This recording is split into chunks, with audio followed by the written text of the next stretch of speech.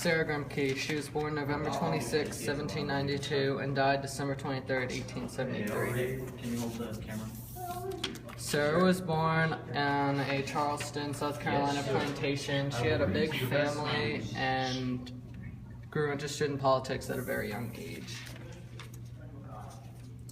When Sarah was 26, her father became very ill and he moved up to Philadelphia to recover his health. She moved with him, but after he died, she decided to stay and she joined the Society of Friends.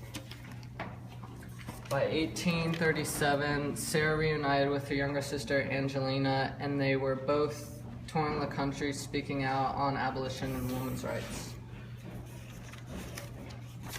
By the 1850s and 60s, Sarah Grimke was publishing books about abolition and women's rights. One of these books was called The Address to the Free Colored People of the United States, and another one was Letters of the Equality of the Sexes and Condition of Women.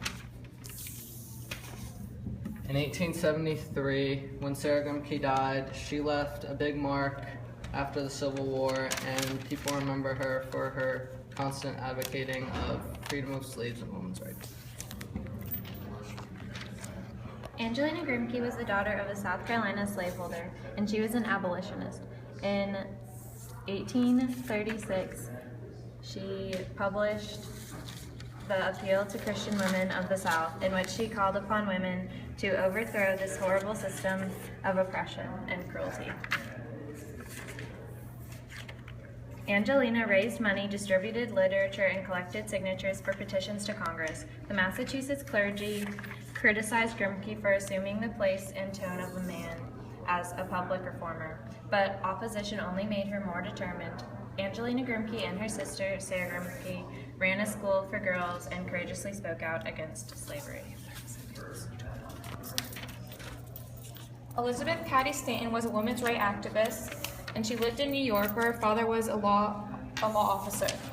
In 1832, she graduated from Emma Willard Troy Female Seminary, and in 1840, she got married to Henry Stanton and went to London for an anti-slavery conference.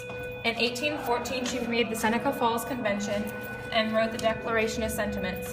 In 1869, she became president of the NWSA, the National Women's Suffrage Association, working closely with Susan B. Anthony. And in 1890, she made the National American Women's Suffrage Association.